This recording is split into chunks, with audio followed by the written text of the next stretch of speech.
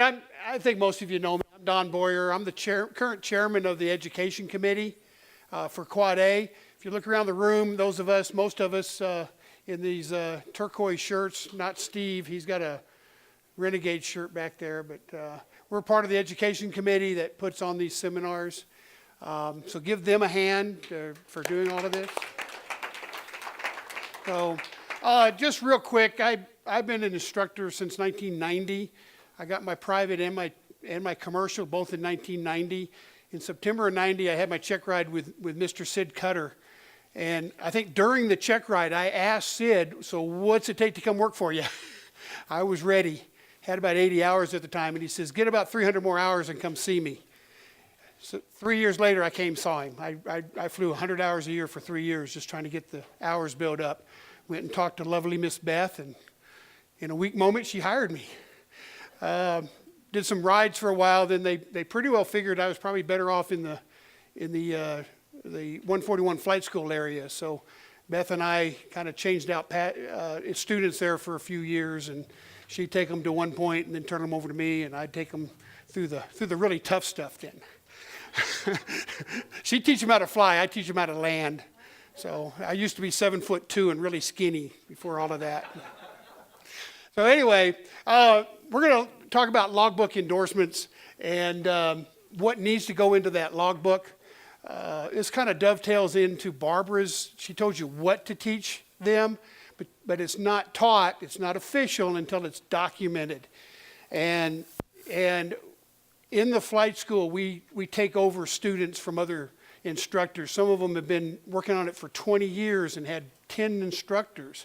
And we go back and try to reconstruct those logbooks and say, where are you at? What have you gotten done so far? And sometimes it's impossible to tell. There's notations of training flight.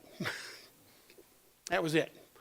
Or other verbology that just doesn't make any sense as to what they've actually done, what they've accomplished, have they met the requirements for training. So that's what we want to talk about today. 61-189, flight instructor records. You have to keep records when you do flight instruction as a commercial pilot. And it's in a logbook or other documentation that you can, so a flight instructor must sign the logbook of each student for whom the instructor has given training and flight and ground training. And the flight instructor must sign, wait a minute, it's the same slide. Up here, separate document. So it doesn't necessarily, everything has to be in that logbook. Some of the others, the ground training especially, can be in a separate document. There's this wonderful chart here. They're available at the back. Please buy them. This is your best tool to document training. It's got all of the different elements of flight training and ground training in here. You check it off for each session, each flight, and where the performance factor's there, then you can say whether they performed it at a 1, 2, or 3 level. And ideally, you've got them all to that one level. Beth?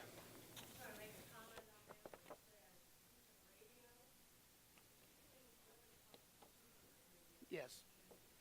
Means the aircraft radio, talking to the FAA, talking to flight service, or talking to the tower. So these are available at the back. I really highly encourage you to use this. This makes it so simple, and it's a checklist to go through to do it all.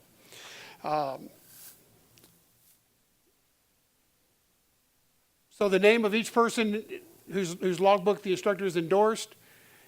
For solo privileges, the name of each student that the instructor has endorsed for the knowledge test or the practical test.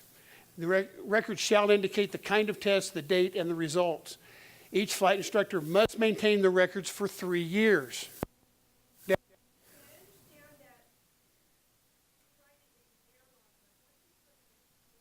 So the question was, you write all this in their logbook, what do you put in your own logbook? I put a notation of who I'm giving the instruction to on that particular day with their name and their certificate number and the date. And then I'm maintaining the full record in another document. I'm not cluttering up my logbook with all the details like I'm going to show you for the student logbook. But I maintain records. Why 3 years? They want to know who taught that student. If, for no other reason, if 2.5 years from now that student or that new pilot out there that you instructed had an accident, they're going to come talk to you. We want to see the training records.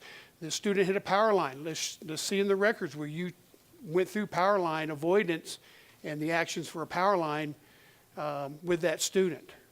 Kind of a side note, I had a private student once upon a time who did pretty well during training. Once he got away from training, he started making some very poor decisions on when and where and how to fly. And I tried to talk to the gentleman, and he wasn't very receptive to my guidance. And a few years later, he came to me for commercial training, and I had other things to do. And he went to another instructor. Once he got signed off by the instructor, I shook that instructor's hand and said, "Thank you very much. You own him now." So this documentation is really important to kind of cover your butt, if nothing else. But it also lets you see where that you are in that instruction process. So the private certificate, 61109, aeronautical experience. These are all in the FARs. You want to know where to go? Go to your FAR. It's right there.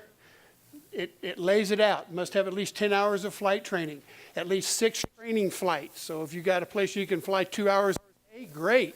You've had 5 flights, got the 10 hours. It's not enough. You need 6 training flights. What's a flight? Is that landing on a road and taking back off? Probably not. This is going through the entire process of inflation, hot inflation, putting it up, deflation, packing it away. That is what I consider as a flight. At least 2 training flights of 1 hour each within the preceding 2 calendar months from the month of the practical test. Beth and Ray will probably tell you that's one of the stumbling blocks they'll see is students coming to them to get their practical test, and they haven't met this requirement. They've kind of laid off for a while. They came out, they got 1 refresher flight, or maybe they got 2, but they weren't an hour each. These are the little details that can trip you up. 1 solo flight in a balloon with an airborne heater, and at least 1 flight involving a controlled ascent to 2,000 feet. Flying along on the West Mesa out there, and I got to get into a thermal, and it jerked me up to 3,000 feet. Would that qualify for this? A lot of us log it. Is that a controlled flight?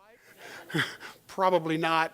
As my student, I'd probably want you to go ahead and go through another one and actually control it all the way up at a specified ascent rate, come down at a specified ascent rate. Yes? I know, like, legally what we have to have required as minimum, but especially with solos, what are other instructors kind of private? How many solos do you hope your students have? Well, it says they have 2 for a private, or 1 for a private, 2 for commercial. There you go.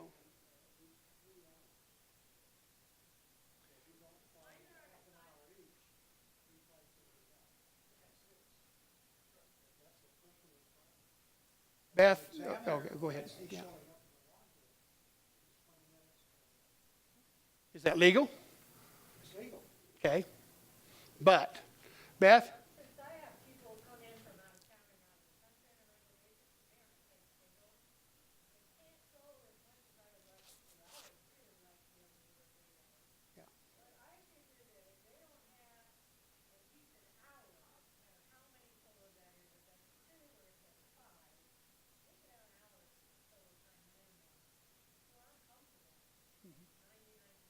They're very, very, very good for signing off on less than that. But I would love to be able to do this.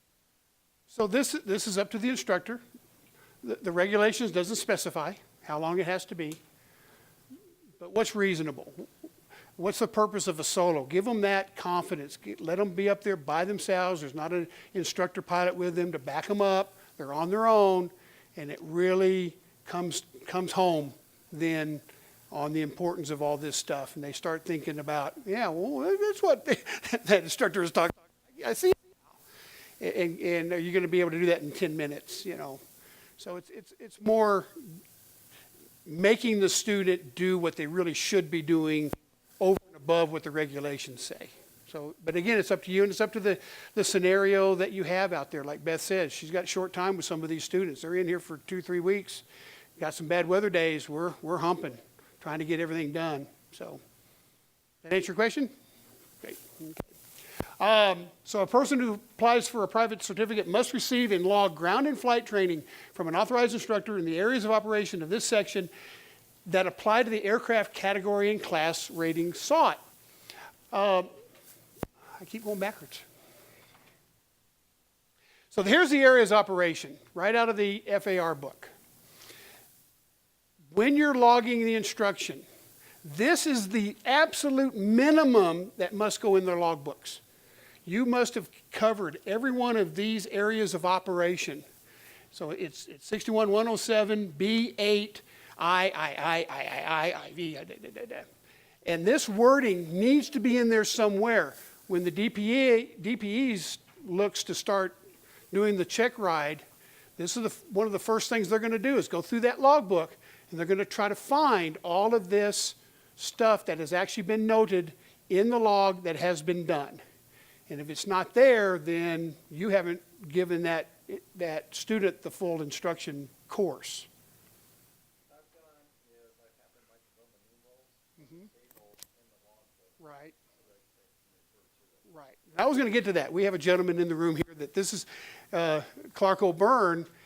When he puts the information in the student logbook, he will just put flight instruction as per 61107 B, small b, 8, and then which one of these they did that particular day. And that's it. Okay, then a narrative, okay. I've heard from the DPs that at first they were going, oh crap, and they had to look at their list to see.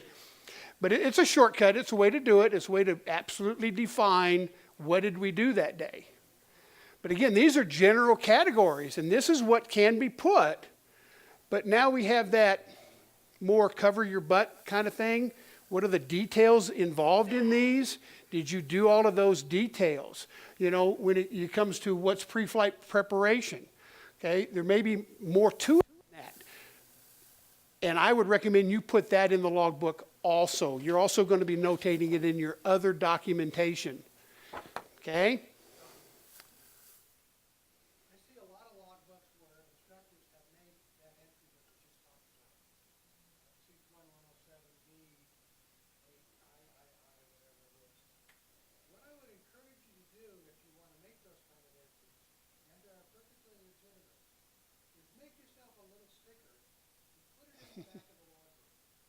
So that way, A decoding thing, an index.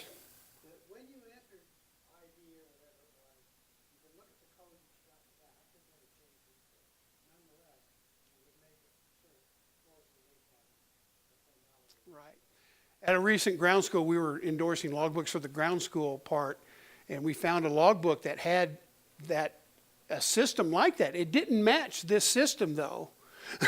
It was a different code system, but in the back of the book, it had the decode.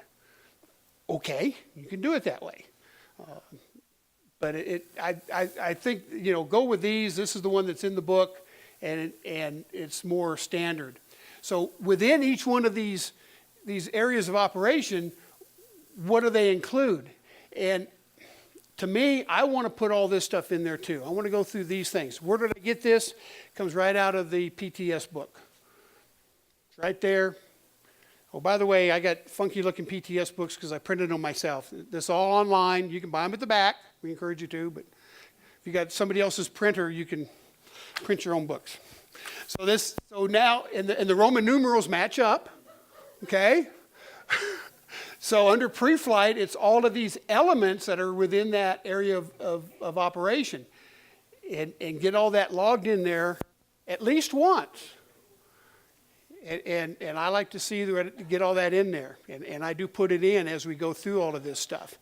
So you want to have yourself a checklist yourself of all of these elements. Have this with you as you're going through and before the flight, when you're deciding what to do that day, you're working on your flight planning, on your training. I'm trying to forget. But I know, this is an intimidating crowd. Then you can go through that and say, okay, we need to work on this and this and this today. And then at the post-flight debriefing, you can go back through and see what you've done and what you need to do next time. When you're doing a lesson plan, ballooning is one of those things that it's not like fixed wing where you can go out and do a lot of the maneuvers most days. We're not as weather dependent with fixed wing. Here you may want to go out and do the high wind landing, but you have a 2 mile an hour landing, so it doesn't work out. Or you want to do a nice stair-step approach, but the weather conditions aren't going to allow that day. So you have to change as you go and be adaptive. But at the end of the day, here's the stuff that needs to be covered and documented at least somewhere, either in your other training document or in the logbook. So it makes a nice little checklist. They've always said that this is not the lesson plan. Don't use it as a lesson plan, but it is the test, it is the checklist of what is going to be, what the expectation is of what you need to teach and what they're going to be tested upon and verified documentation of is in the PTS. Did I skip one? No. Okay. Some tips on logbooks.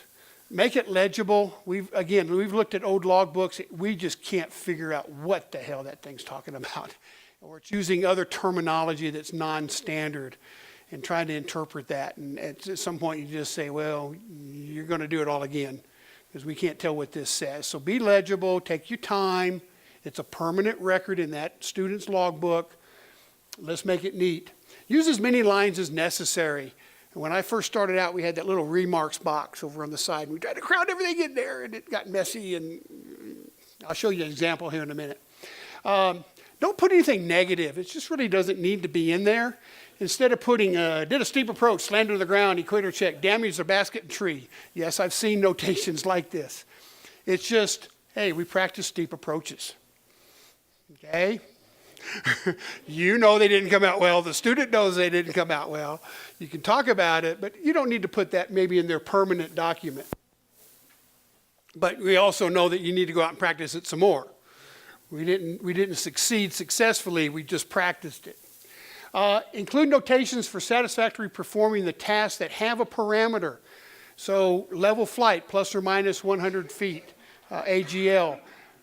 Ascents and descents, plus or minus 100 feet per minute. The slide in your book, I corrected it here. It says 100 feet per second. That's pretty fast. I saw that this morning and I fixed it on my slide up here. So, show that they have successfully achieved that parameter, that expectation, or that requirement to maintain level flight at plus or minus 100 feet or better. And I like to put that notation in there that, we might have practiced level flight, but at some point perform level flight at plus or minus, or within plus or minus 100 feet per minute, or 100 feet AGL.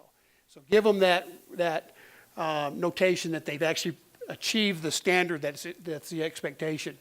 And no need to repeat everyday entries.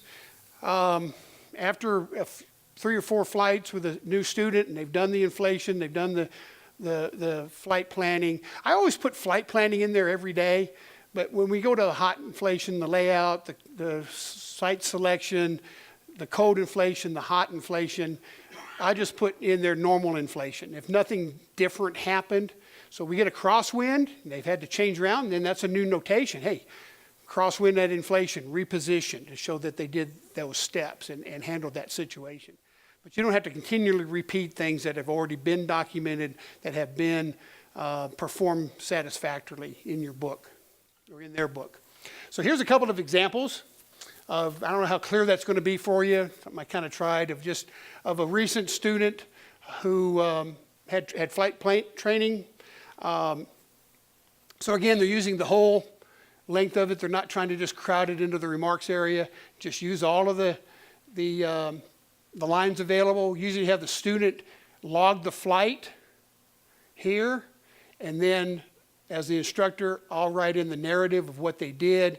This is all those elements, and if you can see, she had normal launch, level flight, controlled ascent, descents, approaches to land, navigation, landing in confined area with a drop line, walking the balloon to deflation, post-flight procedures, ground. She has ground right there that covered the FOI of airspace sectionals plotting subjects in the post-flight briefing, and prepared the lesson to give on the flight for the next day. Lord Ann. I was back to you for the page, you were back there saying, with remarks rights and page 3 lines as well. Would you not start writing where it says hours, other, Yeah, stay out of that? that's a local, you know, if your local FSDO is saying that, your local DPEs are saying that, then that's what you'd go with. I know here, this is perfectly acceptable. So maybe that's just a regional thing. So figure out what the local DPEs or the FAA wants you to do there. But it's your logbook. It's the student's logbook. By the time they get to the DPE, it's too late. Yeah. By the time they get to that point, it's there. Instructor, I would do as Laura said, I would not run across the Just do vertical here. entries. No, I would do everything from the left over to that line where you start getting Okay. airplanes. But it doesn't matter. Logbooks are cheap. We have them for sale at the back of the room, by the way. It's a good point. Barbara. Is there any good reason why you as the instructor write everything versus having the student write Nope. it and talk jointly with them? Nope, you can have the student put it down as long as you sign it to certify it. And that's the big important part, is the signature. This lady, Beth Wright Smith lady right here, you know, and her certificate number. Randy Rogers right here, certificate number. You've got to certify it. That was in one of my first slides, that you have to certify that you provided the instruction. You got to put your name on the dotted line and own it.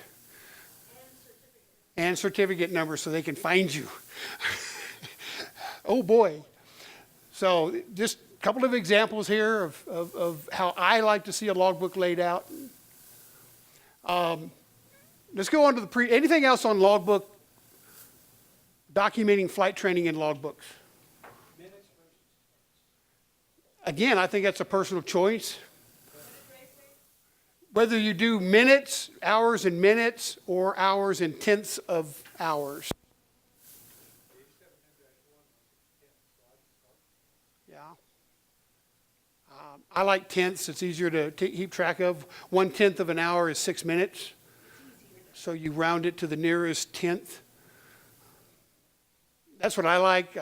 I'm not on a 60-minute. That's hard to start adding all that up when you have a whole long column of hours. Yeah. So keep it basic. It can be either way. It's personal choice. So pre-solo flight training. Prior to conducting a solo flight, the student must have received log flight training for the maneuvers and procedures of this section that are appropriate to the make and model of aircraft flown. Demonstrate satisfactorily the proficiency and safety as judged by an authorized instructor on the maneuvers and procedures required by this section in the make and model of aircraft or similar make and model of aircraft. So if you're in ballooning, a balloon's a balloon. It's one category, okay?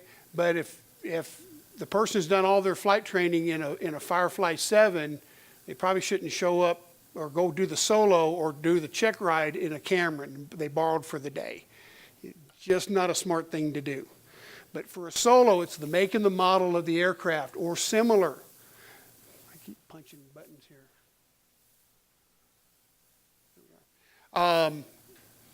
So you're giving that person authority to be solo in a specific make and model of aircraft. Doesn't have to be the same aircraft. If I have an Aerostar RX-8, 90,000 cubic foot with a double burner, and my balloon gets messed up that day, they can borrow another Aerostar RX-8 double burner system and do their solo in it. That makes sense? But you can't jump over to a Firefly. I wouldn't do that, okay, without specific instruction in that aircraft.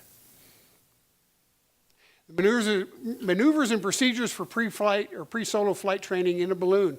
Again, there's specific things that have to be covered. The student pilot who is receiving the training must receive and log flight training of the following maneuvers and procedures. So again, it provides a list. This is right in the FAR, 6187.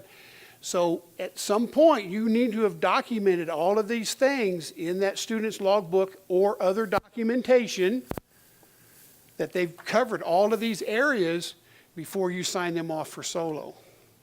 Or make sure that they have in previous training had this signed off. And again, I think a lot of this isn't being done. I didn't do it for a lot of years when I first started. I'd been out with a student for 2 flights and soloed him. I was soloed on my first flight with a new instructor. After I had about 8 hours with other instructors, I had a new instructor. He flew me for about 30 minutes, landed and jumped out. See ya. Yeah, I don't think he checked that I had all of this stuff at the time, and I was hollering at him on the way up that I hadn't done all this stuff. So again, we're not in the same world we were in back in the olden days. Our DPAs are much more strict on these things. The FAA is much more strict on these things. The legal system is out there ready to hang you up. And if your student goes out and has an accident and they start investigating, they're going to look, did you do all of this stuff before you let that student go off on their own? So just make sure that all this is documented, that it's been done and documented. And they've mastered these things, or at least are proficient in these things. Probably not mastered, but proficient in all of these things. Beth. I need to make a comment here, because this is a big, big weak area. It specifically says this is flight training. Yep. When you look at number 7, it doesn't say you talk about weighing out the house. It says you do it. Only solo. It's a flight training thing, not a defense. So this is where that power line comes in. And if you're not using this, you're not familiar with it, it's something that you should put into your curriculum. Day 1, we will tell new students that if ever in flight, we holler to you, power line, power line, power line. Don't just mention power line. We don't want them ripping the top out just because we talked about the power line over there. But when we holler power line, power line, power line, you rip it out, don't ask any questions.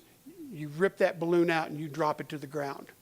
And then we will, as Dale was talking about, I'll have you cruising along at 15, 20 feet and say, okay, the second road up we're going to land on. But when we hit this road, because I want to make an easy recovery if I can, I'm going to holler it and we're going to drop out of the sky. And this has to be something that just is not questioned, do it. And it gives them this operation under their belt, but also teaches them that, hey, we can hit hard and survive this.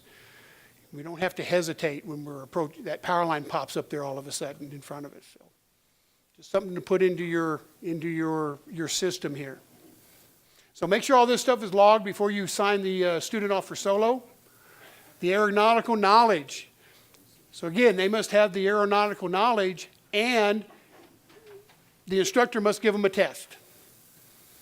Nowhere in the regulations does it give you a test. Does it say, it says what the test must cover, which are these items, but it doesn't give you the test. You make it up yourself and provide it. So it has to cover these items, the applicable sections of Part 61 and 91, the airspace rules and procedures for the airport where the solo is to be performed. Well, we don't go from airports, but it has to be for the West Mesa area, and probably include something about Class D airspace, something about the potential getting into Class C airspace. For that particular area that they're going to solo in, and the flight characteristics and operational limitations of that make and model of aircraft. So you need to include things about the weight and temperature chart, have them work that out. What are the requirements for equipment in that system? Aerostar, you have to have helmets. So maybe put that in there. What are the equipment requirements in the flight manual for the Aerostar RX-8? What is the duration of the parachute valve opening duration?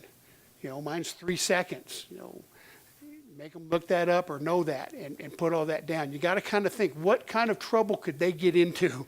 And let's make sure that they demonstrate their knowledge of this and have that documented.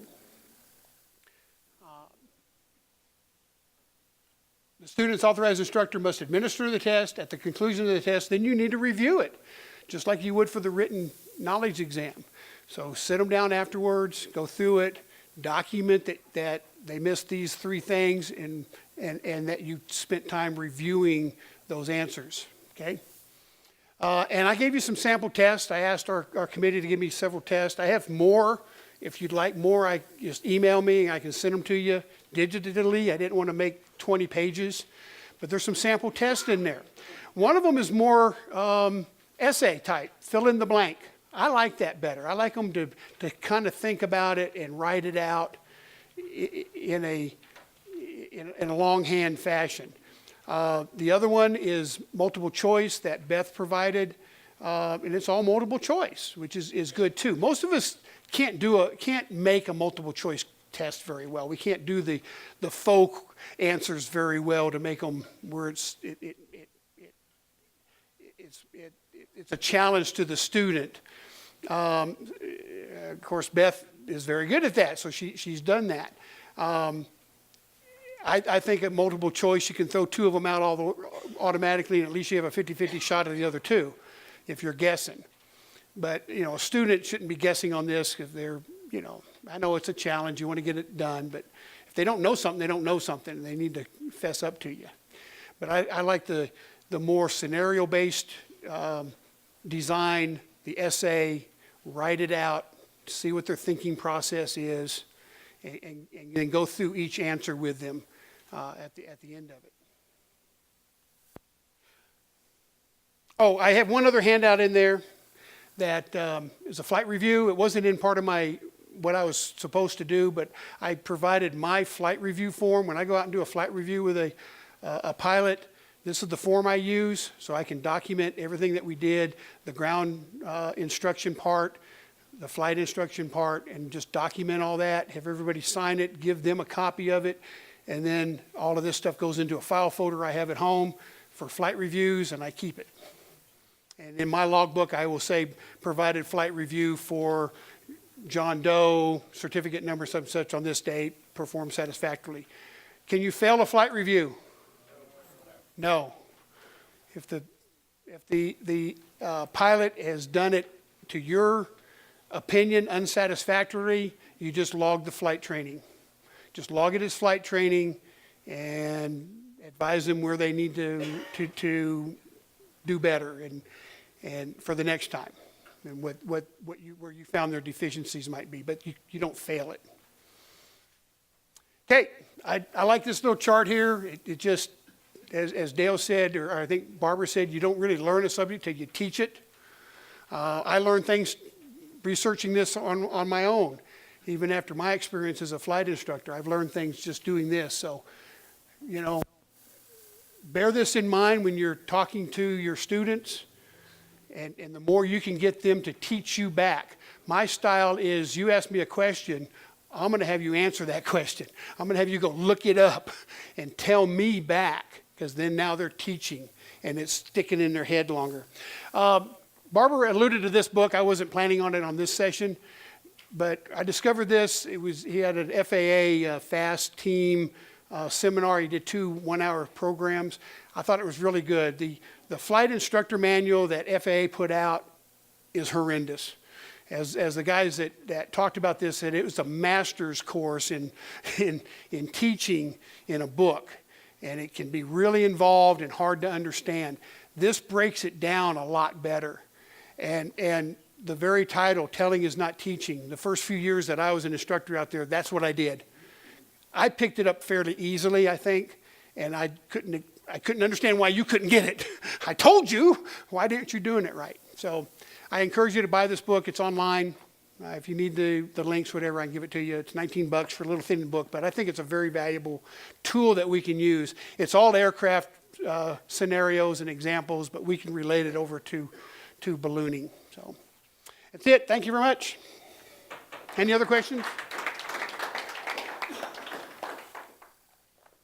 Please tip your waiter.